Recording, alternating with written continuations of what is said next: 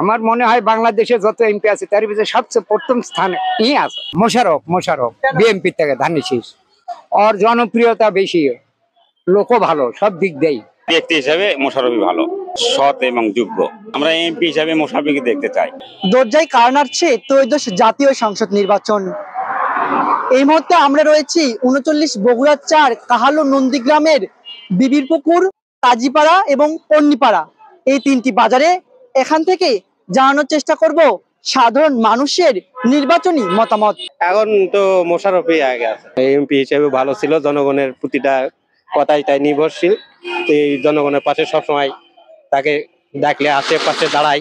এটা মোশাররফ আগে আছে, লোক ভালো, সৎ লোক, জিয়ারুল বাড়ি হলো বগুড়া, এই জন্য বিএনপি জনতা বেশি।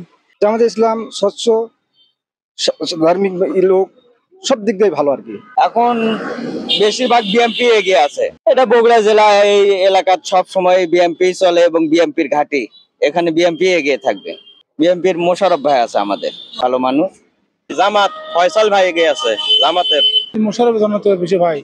তিনি বিগত সালে যত অন্যায় অফিসারের মধ্যে, তারপরে এখানে এমপি আছে, বুঝছেন, অনেক উন্নয়ন করছে। কালু নন্দীগ্রামের মানুষের যত জুলুম অত্যাচার, মামলা হামলা, সমস্ত কিছু আপনাদের সেই যত নেতা খেতা আসলো জেলখানা, সমস্ত কিছু তাকে সে উদ্ধার করছে, বার করে নিচ্ছে। সেই হিসেবে আর লোকটা খুবই ভালো মানুষ, তার জনপ্রিয়তা খুব বেশি কালু নন্দীগ্রামে। আমাদের মোশাররফ ভাই আছে, আল্লাহর রহমতে বহুত ভোটে আগে আছে, বহুত ভোটে। মোশাররফ সৎ ভালো লোক, খুবই ভালো লোক, গরিবের বন্ধু। জামাতে এগিয়ে আছে, দলকে সবাই দেখেছে, এদের এখন কেউ দেখেনি, তারা সবাইকে এখন জামাতের প্রতি আগ্রহ বেশি। এই দলটা ভালো লাগতেছে আর কি। এখানে বিএনপি জনপদ বেশি, এখানে যদি কলা গাছও থাকে তা বাদেও ইনশাল্লাহ উঠে যাবে বিএনপি।